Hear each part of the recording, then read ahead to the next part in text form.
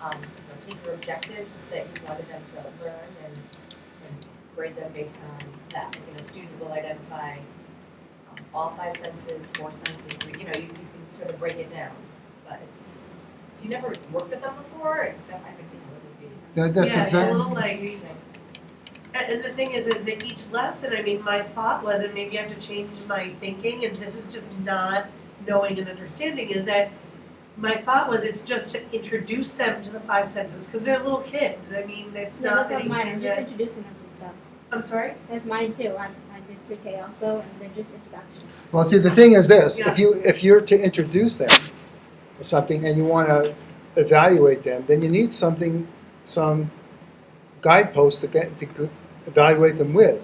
So, in other words, a rubric can be just for you and not for the students to guide you as to what you need to do. Look at your rubric, and if the rubric says, as Wendy said, they can identify 4 out of the 5 senses. Or actually, excellent would be they can identify all 5 senses. And you kind of go around the room, and all the students can do that. You can either go and check that off or mentally say, okay, that's the first thing. Then the second thing could be give examples of the senses. And you've kind of gone around, and you pick up the rubric as you're working because you forgot what's on here. You look at it and it says, oh, you identify the senses. And then you kind of informally test them, and they can identify the senses. And the other one could be to use the sense in a certain way, and you give them little activities to use their smelling, visual, so you can have like a certain smell, like a good smell, and have them identify it, or a picture to identify, or something they feel, like those feeling boxes they can feel. So the rubric then would be for your evaluation of whether they met the objectives. And even if it's an introduction still has some objectives. You still want them to be able to know something. So that's where it comes in. So whatever it is that you want people to know, it's up to you to determine what the object is, what the objectives are. The rubric just, as Wendy aptly said better than I can, that whatever the objectives are, they just kind of shadow the objectives and let you know what the best is and kind of what is unacceptable. That's all there is to it. It's nothing special, but it is systematic. That's why it's part of the instructional design process, is a systematic way of evaluating. Yeah, go ahead. Can rubric, because a lot of times rubrics have like 100%, 80%. Can it be like yes or no? Yes.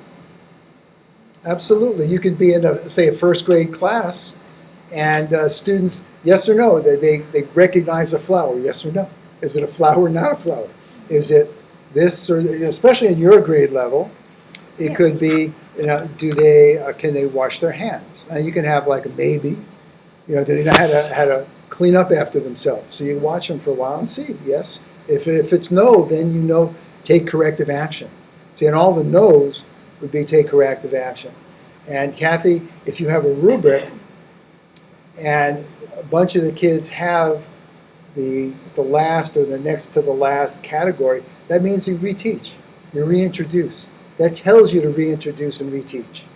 Does that make sense? In kindergarten, we started using rubrics with the children where they would self-assess, and it was just a smiley face and a sad face that they would color in, maybe 2 questions about an assignment so that they could start understanding rubrics and checking their work that way. But it didn't have to be a number assigned to it, and whatever worked for the audience. And it's actually an easy thing if you use any of their templates and see how they word stuff. Now, I always look for a template that's close to what I want, and then I'll make changes to the rubric. So, did anyone do that? You did. So what were you evaluating? What did you? Well, I was evaluating because I'm teaching Greek. Greek? Greek. Like Greek? Greek. Greek. Spell. Okay, and then what did you do? Well, then I had to find, I think the rubric I used was like letter writing or something. Mm-hmm. And it talked about neatly. So I said, wrote letters consistently, neatly. Wrote letters somewhat neatly, and then the translation one I did translated accurately. Yeah, so got translated and only had 1 to 2 mistakes. Translated only had 3 to 4 mistakes. see, the whole thing with the rubrics is what you do is you think about, okay, what are the objectives? And you put your objectives down here. One is to write neatly. Another is to, Translate accurately. sorry? Translate accurately. Translate accurately. What else do you want to do? I only had 3. Okay, what's the other one? Speak? It probably should be, maybe that'd be my 4th. Okay, maybe make the proper sound. So, see Kathy? So whatever the objectives are, she has them, and then she has the category she wants.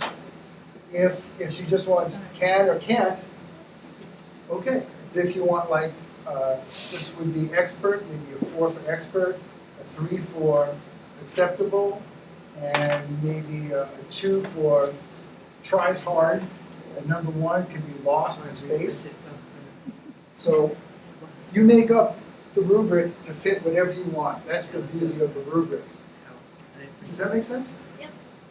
Anna, does that make It sense? does, it's just, doing one when you have never done one before is just a little I I know. agree. That's why you learn it. daunting. Yeah. That's good. You can ask any Oh, of it's these. good. You don't think it's good? Do you have a heart attack and be freaked out? Is That's there good, that's what we aim for. But if you knew everything, then you would need to learn it and practice it. How many do you recommend in a room? I mean, is there a minimum that you It want just for- depends on the objectives. I usually think for adults and kids, a 4, 3, 2, 1 is a good one because if you have 5, that means that everything will be in the middle.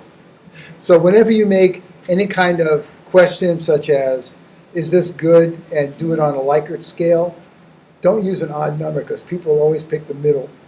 So you make them forced to choose between 1, 2, 3, and 4, and they have to choose between 2 and 3. So it's either more good or more not good.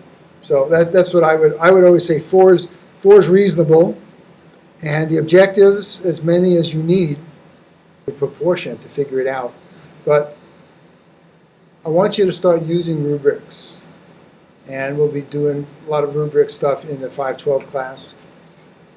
It's so simple, and it will save you so much trouble. Now you tell me, I just signed up for that. Well, it's a lot of work, Oh, but great. you'll enjoy it. How many rubrics are due for next week?